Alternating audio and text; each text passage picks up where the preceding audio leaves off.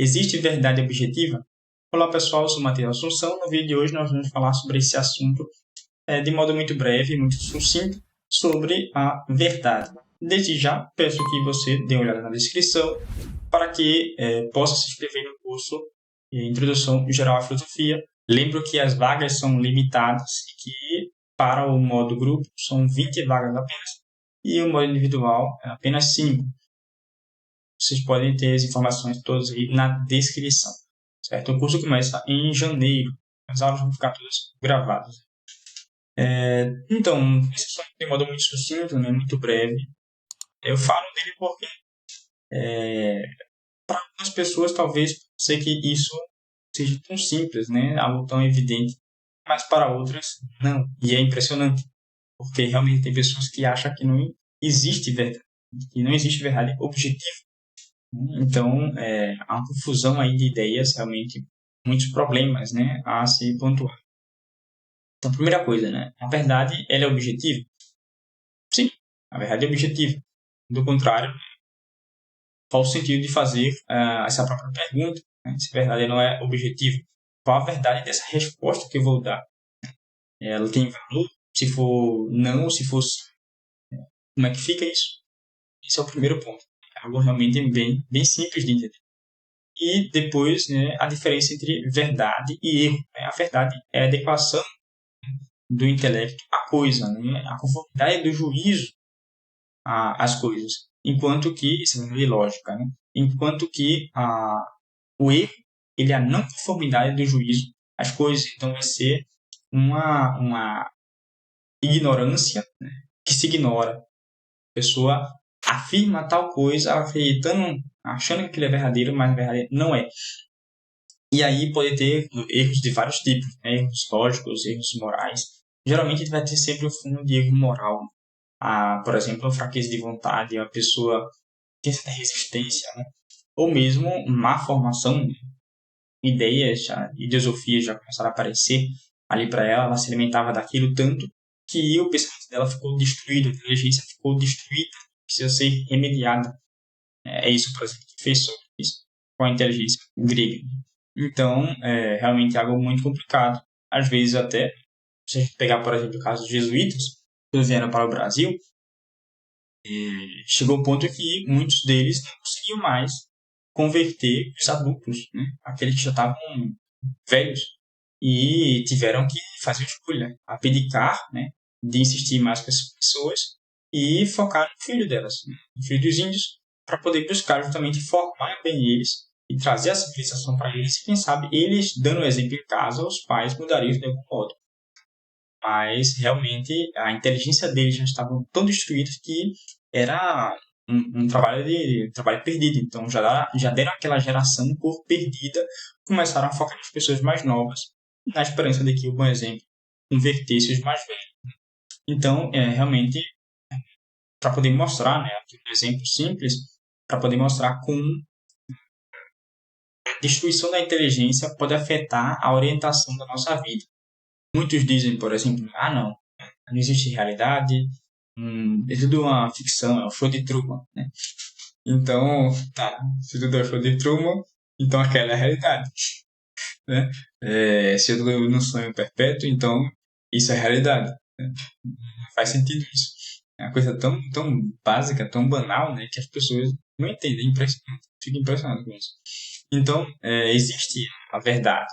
A verdade é algo real, né? Ela está imposta para nós. E muitas das coisas não tem como a gente demonstrar, mas tem como evidenciar. Então, por exemplo, né, se a grama é verde, você está vendo a grama verde, vai duvidar por quê?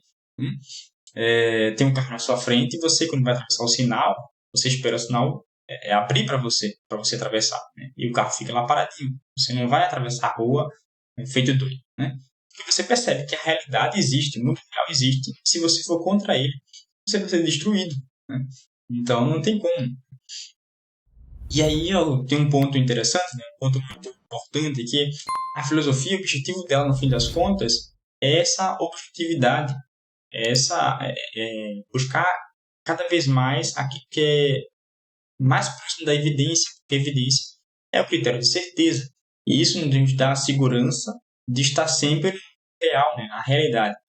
E aí tem um ponto interessante, porque as pessoas, muitas pessoas, na verdade, não conseguem distinguir entre a ordem do ser e a ordem do conhecer, que são duas coisas distintas, né? Enquanto que na ordem do ser, as coisas tal qual elas são, na ordem do conhecer é em relação ao nosso conhecimento a respeito das coisas, que aí demanda um tempo, progresso científico e tudo isso.